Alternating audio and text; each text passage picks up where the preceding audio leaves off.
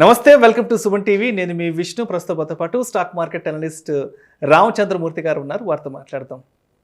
నమస్తే రామచంద్రమూర్తి గారు. నమస్తే అండి. రామచంద్రమూర్తి గారు, దీనికి ముందు వీడియోలో ఫండమెంటల్ అనాలిసిస్ అంటే ఏంటో చాలా క్లియర్గా చెప్పారు.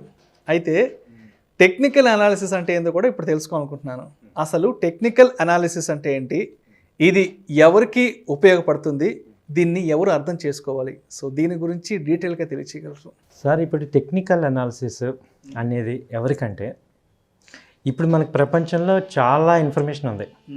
ఆ ఇన్ఫర్మేషన్ వల్ల మీకు నాలెడ్జ్ వస్తుంది.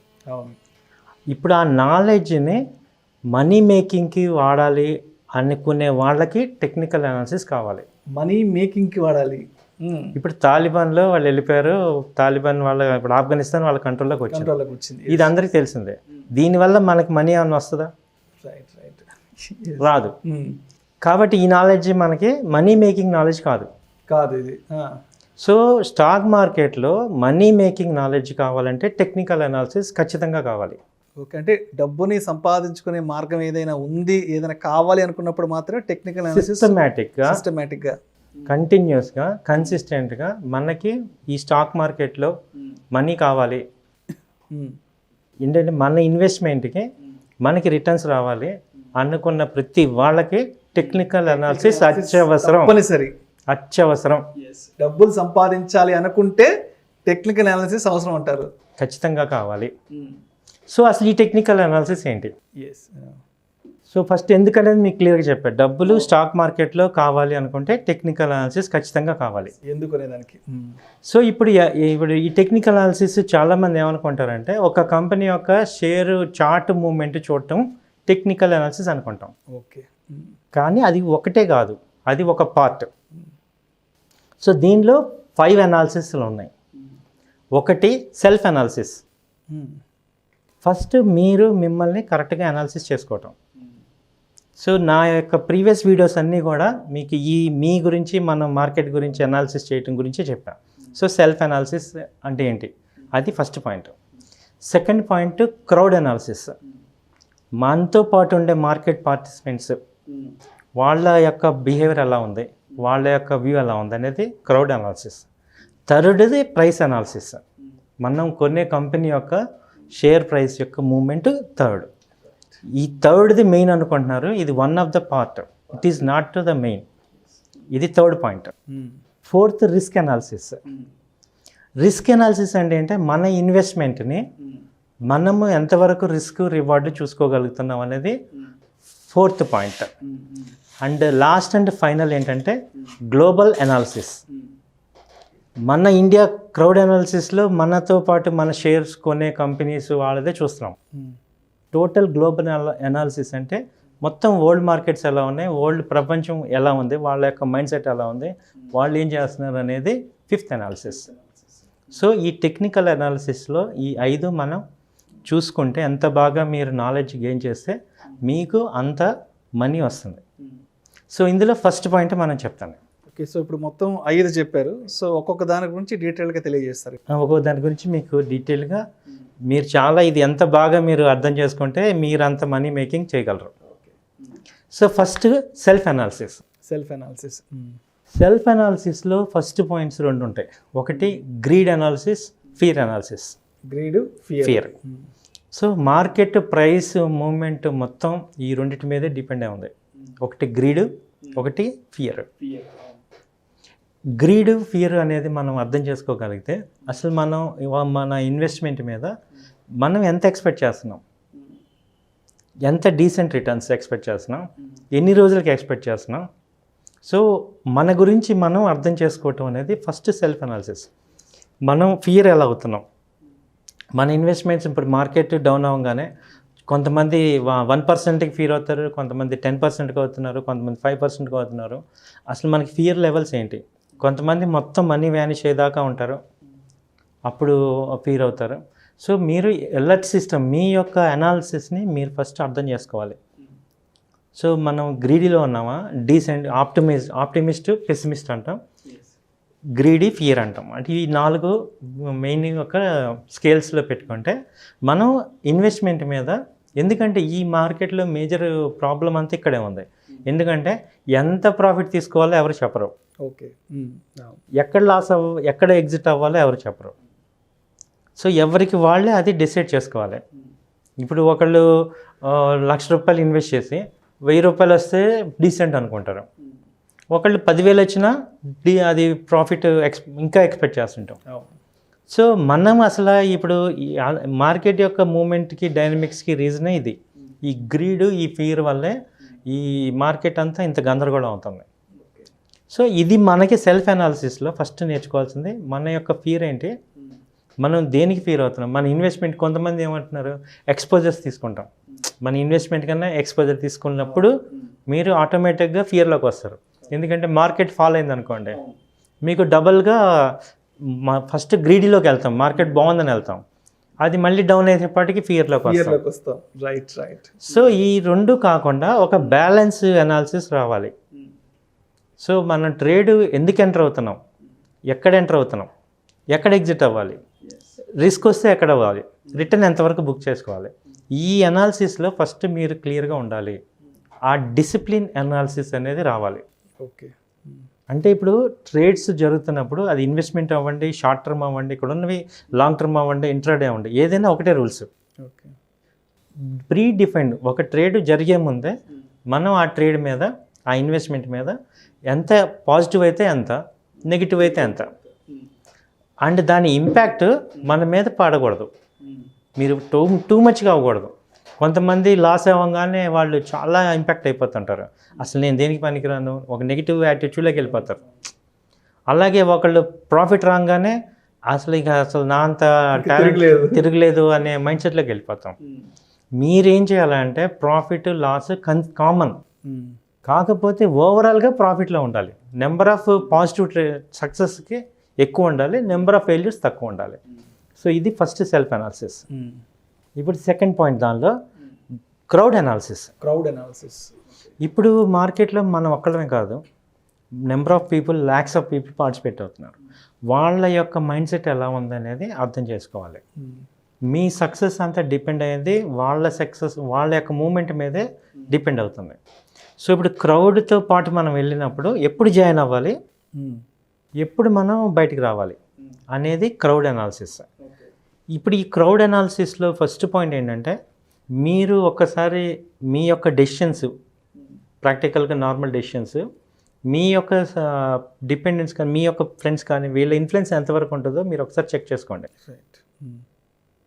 ఎప్పుడైతే మీరు ఎక్కువ సందర్భాల్లో ఎవరైతే వేరే వాళ్ళు చెప్పింది చేస్తున్నారో అప్పుడు మీరు దీనిలో ఫిట్ అవ్వరు.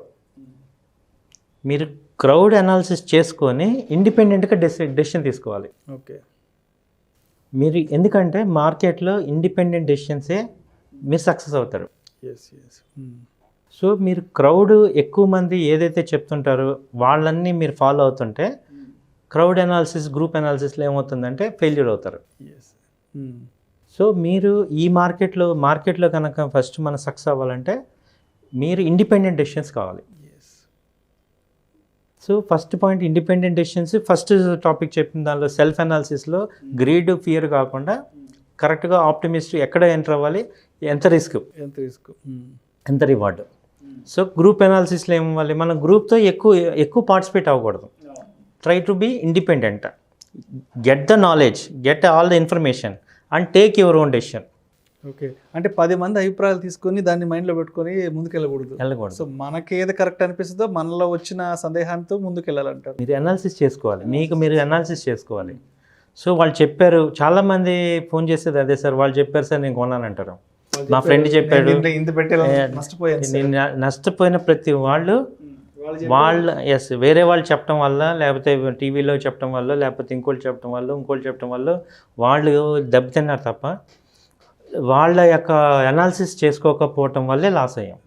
ఎందుకంటే మనీ మీది, సజెషన్ వాళ్ళది, ఇంపాక్ట్ అయ్యేది మీరు.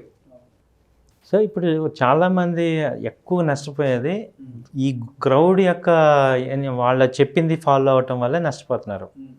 సో మీరు ముందు ఆ యాక్టివిటీస్ అన్నీ తగ్గించుకోండి. సో ఎవరైతే చెప్పగానే నేను ఎమ్మటే చేసే యాటిట్యూడ్లో వచ్చేస్తే మీరు ఇందులో ఫెయిల్యూర్ అవుతారు. సో ఈ రెండు ఫస్ట్ పాయింట్స్, ఫస్ట్ సెకండ్. ఆ తర్వాత పాయింట్ ప్రైస్ అనాలిసిస్. మూడోది అసలు మన కంపెనీ ఏంటి, దీన్ని మీరు అందరం టెక్నికల్ అనాలిసిస్ అని దీన్ని అంటున్నాం, కానీ దీని ముందు వెనక ఇవి ఉన్నాయి. సో ఈ టెక్నికల్ అనాలిసిస్లో మనం క్రౌడ్ ఎలా ఉన్నారు అనేది చూడటమే ఇక్కడ. ఓకే. సో ఇందాక చెప్పినట్టు ఫండమెంటల్ అనాలిసిస్లో కంపెనీని చూస్తాం, టెక్నికల్లో కంపెనీ గురించి క్రౌడ్ ఏమనుకుంటున్నారు అనేది ఇక్కడ కనపడుతుంది. ఓకే. ఇప్పుడు అల్ట్రాటెక్ ఉంది సార్, జస్ట్ 3 days బ్యాక్ 7,800 నుంచి 7,200 వచ్చింది. ఓకే. 800 నుంచి 200కి 7,200, దాదాపు 600 పాయింట్స్ 3 daysలో ఫాల్ అయింది. సేల్స్ ఏమైనా తగ్గాయా ఫండమెంటల్గా? ఈ 4 రోజుల్లో జరిగిన మార్పులు ఏమున్నాయి? ఏమీ లేవు. కానీ అక్కడ ఏం జరిగింది, టెక్నికల్ అనాలిసిస్లో క్రౌడ్ ఏమనుకుంటున్నారు, అది ఓవర్ ప్రైస్ అనుకుంటున్నారు, అందుకని ఫాలో అయింది. ఇప్పుడు ఇది ఫాలో అవటం వల్ల ఈ 4 రోజులు 5 days ఇంపాక్ట్ వల్ల అల్ట్రాటెక్ ఫండమెంటల్గా ఉన్న మార్పు వస్తుందా? కంపెనీ పేరు ప్రతిష్టలకు వచ్చేది లేదు, పోయేదేం లేదు, స్టాండర్డ్స్ అనుకుంటే దానికి ఉన్నాయి. కానీ 500-600 పాయింట్స్ మూవ్మెంట్ అనేది ఆ షేర్ మీద చాలా, మామూలుగా క్రౌడ్ మీద చాలా ఇంపాక్ట్ ఉంటుంది. సో లాసెస్ ప్రాఫిట్స్ ఎక్కువ అవుతుంటాయి. సో ఇప్పుడు మీరు అర్థం చేసుకోవాల్సింది ఏంటంటే, ఆ అనాలిసిస్ని ఇప్పుడు ప్రైస్ తగ్గుతుందా ఫర్ ఏ పర్టికులర్ టైం, ఈ టైంలో ఇప్పుడు నేను కొనాలా అమ్మాలా, ఇప్పుడు నేను బై చేయాలా సెల్ చేయాలా, ఇది పైకి వెళ్తుందా కిందకి వెళ్తుందా, ఇప్పుడు రేట్ పెరుగుతుందా తగ్గుతుందా, ఇది తెలుసుకోవటమే టెక్నికల్ అనాలిసిస్. ఇది ఏంటంటే technical analysis main goal short term 1 week అనండి, లేదా 1 month అనండి, మ్యాక్సిమం 3 months అనండి. ఈ మొత్తం technical analysis major goal short term point. And ఇది మొత్తం యాక్షన్ అంతా ప్రైస్ మీదే ఉంటుంది. ఓకే. ఎందుకంటే ఏ అనాలిసిస్ ఏదైనా ఇంపాక్ట్ అయితే ప్రైస్ మీదే. సో మనము షేర్ మార్కెట్లో ఉన్న వాళ్ళకే ఈ టెక్నికల్ అనాలిసిస్ అవసరం, లేని వాళ్ళకి ఫండమెంటల్ అనాలిసిస్ అవసరం. రైట్. మన స్టాక్ మార్కెట్లో ఉన్న వాళ్ళకే టెక్నికల్ కావాలి, వాళ్ళకి అవసరం లేనిదేంటి, ఫండమెంటల్ అక్కర్లా. మీరు స్టేక్ కొనేటట్టయితేనే కావాలి, చేసే వాళ్ళకి టెక్నికల్ కావాలి చెప్పాలంటే అది కావాలి. ఇది నా పర్సనల్ ఒపీనియన్. అంటే దీనిలో బయాస్ ఉండొచ్చు, కానీ నేను చెప్పదలుచుకుంది ఏంటంటే, మనం కొనేది అల్ట్రాటెక్ గురించి కాదు. ఇప్పుడు అల్ట్రాటెక్ కంపెనీ ఎందుకు కొంటున్నాను, అల్ట్రాటెక్లో ఇన్వెస్ట్ చేద్దాను కాదు, ఆ ప్రైస్ యొక్క మూవ్మెంట్ నా ఇన్వెస్ట్మెంట్ ప్రాఫిట్ రావాలని. సో ప్రాఫిట్ రావాలంటే మీరు ఎంట్రీ పాయింట్ కరెక్ట్గా ఉండాలి. కరెక్ట్ పాయింట్లో ఎంట్రీ అయితే, మీరు కరెక్ట్ పాయింట్లో ఎగ్జిట్ అయితే ప్రాఫిట్ వస్తాం. సో తక్కువలో రావాలి, అది అనాలిసిస్ చేయటాన్ని టెక్నికల్ అనాలిసిస్లో చూస్తాం. దానికి ఏమవుతుందంటే ఈ 7-8 ఫ్యాక్టర్స్ చూడాలి. ఒకటి సపోర్ట్ లెవెల్స్, రెసిస్టెన్స్ లెవెల్స్, తర్వాత ఆర్ఎస్ఏ, తర్వాత స్టాకిస్టిక్స్ చూస్తాం, లీడింగ్ ఇండికేటర్స్ అంటాం, ఎక్స్పోనెన్షియల్ మూవింగ్ యావరేజెస్, తర్వాత దాని బార్ క్యాండిల్స్, డే చార్ట్, దాని తర్వాత మెకార్డ్, తర్వాత హిస్టోగ్రామ్స్, ఇవన్నీ మనము ఇండికేటర్స్ అంటాం, లాగార్డ్స్ అంటాం. ఇదంతా ఒక మొత్తం సబ్జెక్ట్ అనాలిసిస్. ఇదంతా నేను నెక్స్ట్ ఎపిసోడ్లో చాలా డీటెయిల్డ్గా మీకు పిన్ టు పిన్ చెప్తాను, టెక్నికల్ అనాలిసిస్ అంతా. సో దీనంతా చదవటం, దీనంతా అర్థం చేసుకోవటం, ఎందుకంటే మనీ మేకింగ్ ఇక్కడ ఉంది. రైట్. సో మీరు మనీ ఇక్కడ ఎందుకు వచ్చింది, మనీ మేకింగ్ అంతా ఇక్కడే ఉంది, టెక్నికల్లోనే. ఇది షార్ట్ టర్మ్. సో ఇక్కడ మనం ఎంట్రీ పాయింట్, దాని యొక్క ఇండికేటర్స్ మనకు చెప్తూ ఉంటాయి. దాన్ని కరెక్ట్గా అర్థం చేసుకోగలిగితే మనము ఎంట్రీ పాయింట్ తీసుకుంటాం. మనీ మేకింగ్ అంతా దీనిలోనే ఉంది. సో నెక్స్ట్ పాయింట్ వచ్చి రిస్క్ అనాలిసిస్. ఓకే. ఇప్పుడు ఓన్లీ టెక్నికల్, ఇది ఇక్కడ కొంటాం ఇక్కడ అమ్ముతాం అనుకున్నంత మాత్రాన కాదు, మన ఫండ్కి తగ్గట్టుగా ఎన్ని షేర్స్ కొనాలి, మీ క్యాపిటల్ని ప్రొటెక్ట్ చేసుకోవాలి. సో మన చేతిలో ఎంత ఉంది, దీనికి మనం ఎన్ని కొనుక్కోగలుగుతాం, అది రిస్క్ ఎక్కడ తీసుకోవాలి, రివార్డ్ ఎక్కడ తీసుకోవాలి. ఇప్పుడు ఈ గ్రీడీ, ఈ ఫియర్ లేకుండా ఒక కామన్గా నార్మల్గా మనం ఈ బిజినెస్, ఇది ఒక ట్రేడింగ్ బిజినెస్ లాగా ఫీల్ అయ్యే వాళ్ళందరికీ కూడా నేను చెప్పదలుచుకుంది ఈ 5 ఫ్యాక్టర్స్ మనకు ఉండాలి. ఈ ట్రేడింగ్ బిజినెస్ అంటే వీఆర్ ఇంటూ నార్మల్ బిజినెస్ అలాగే ఇది కూడా అలాగే. సో దీనిలో ఇంకా ఎమోషన్స్, డైలీ ఎమోషన్స్ అనేది ఉండకూడదు. సో ఒక ట్రేడ్ ఫెయిల్ అయినా, ఒక ట్రేడ్ సక్సెస్ అయినా మనం నార్మల్ అయిపోవాలి. అలాంటప్పుడు ఇక్కడ మేజర్గా రిస్క్ అనాలిసిస్ అనేది చాలా ఇంపార్టెంట్. చాలామంది ఏం జరుగుతుందంటే, ప్రాఫిట్ ఏమో 100 రూపీస్, లాస్ ఏమో అన్లిమిటెడ్ అవుతుంది. ఇప్పుడు మీరు ఎక్కడ నేను చూసిన అందరం కూడా ఎందుకు ఫెయిల్ అవుతున్నాం ఈ బిజినెస్లో, చాలామంది లాస్ అవుతున్నాం అనడానికి మేజర్ పాయింట్, వాళ్ళు టెక్నికల్గా చాలా స్ట్రాంగ్ ఉండొచ్చు, కానీ రిస్క్ అనాలిసిస్లో ఫెయిల్ అవుతున్నాం. అవును. ఇప్పుడు మనకున్న దానిలో ఓవర్గా కొనేయటం, కంపెనీ వాళ్ళు ఎక్స్పోజర్ ఇస్తున్నారు కదా అని ఎక్కువ కొనేయటం, అది మార్కెట్ డౌన్ అవటంతో మీరు స్టాప్ లాస్ పెట్టట్లేదు. ఇక్కడ స్టాప్ లాస్ అనేది మీరు చాలామంది అడుగుతున్నారు, వాట్ ఈస్ స్టాప్ లాస్ అనేది. రైట్. సో స్టాప్ లాస్ అంటే ఏంటంటే మనము అన్లిమిటెడ్ లాస్ నుంచి తప్పించుకోవటానికి లిమిటెడ్ లాస్ని పెట్టుకోవాలి. ఒక లిమిటెడ్ లాస్. ఇప్పుడు మనకి ప్రాఫిట్ ఎక్కువ ఉండాలి, లాస్ తక్కువ ఉండాలి, అప్పుడే కదా మనం సక్సెస్ అయ్యేది. సో చాలామంది ఏం చేస్తారంటే ప్రాఫిట్కి ఏమో టార్గెట్ పెడుతున్నారు, లాస్కి ఏమో వదిలేస్తున్నారు. సో అప్పుడేమవుతుంది, లాస్ ఏమో అన్లిమిటెడ్ అవుతుంది, ప్రాఫిట్ ఏమో లిమిటెడ్ అవుతుంది. ఓవరాల్గా బిజినెస్లో ఫెయిల్ అవుతున్నాం. సో బిజినెస్లో ఎప్పుడు ఉండాలి, ప్రాఫిట్ ఏమో అన్లిమిటెడ్, లాస్ ఏమో లిమిటెడ్ ఉండాలి. సో ఆ లాస్ని లిమిట్ చేసుకోవటాన్ని స్టాప్ లాస్ అంటాం. ఎస్, లాస్ని స్టాప్ చేసుకోవడం, ఆపడం. అక్కడే ఆ పదంలోనే ఉంది అర్థం. ఇక్కడ ఏంటంటే మేజర్గా ఈ లాస్ని చాలామంది ఏంటంటే లాస్ని కట్ చేయలేని పరిస్థితిలో ఉంటాం. ఎమోషన్స్ మనకి బాగా ఇంపాక్ట్ అవుతాయి. అదే ఫస్ట్ పాయింట్లో చెప్పే సెల్ఫ్ అనాలిసిస్. లాస్ని కట్ చేయకపోవటం బిజినెస్లో ఈ పార్ట్ ఏంటంటే లాస్ అనేది చాలా కామన్గా మీరు తీసుకోగలగాలి. ఈ బిజినెస్లో లాస్ అనేది కామన్. అది ఎలా ఉండాలంటే స్మాల్ ఉండాలి, లిమిటెడ్ లాస్ తక్కువ ఉండాలి, ప్రాఫిట్ ఎక్కువ ఉండాలి. ఇప్పుడు దీనికి అసలు బ్యాలెన్స్ ఏంటి అంటే మీకు 1:2 అనేది formula. So 1 time loss prepare అయితే 2 టైమ్స్ టార్గెట్ ఉండాలి. రైట్. Profit target. ఇప్పుడు మీరు 100 రూపీస్ లాస్ అనుకోండి, 200 ప్రాఫిట్ ఉండాలి.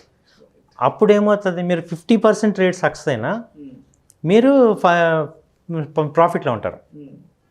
సో మీరు టెక్నికల్ అనాలిసిస్ ఫాలో అవుతూ 50% మీరు సక్సెస్ ఉన్నారు. చాలా కామన్గా 50% సక్సెస్ అవుతాం. మీరు ఏమి బేస్లెస్గా ఉంటే ఫెయిల్ అవుతాం, కానీ టెక్నికల్ అనాలిసిస్ ఫాలో అయితే మీరు మినిమం 50% సక్సెస్ రేట్ గ్యారంటీ. ఈ రిస్క్ మేనేజ్మెంట్ ఫాలో అయితే మీరు ఈ బిజినెస్లో లాంగ్ టైం ఉంటారు. ఓకే. సో రిస్క్ అనాలిసిస్ మనకు అర్థమైనప్పుడు ఎమోషన్లెస్గా మనం ఇందులో పార్టిసిపేట్ అవుతూ ఉన్నప్పుడు మీరు స్టాక్ మార్కెట్లో ఫెయిల్యూర్ ఉండదు.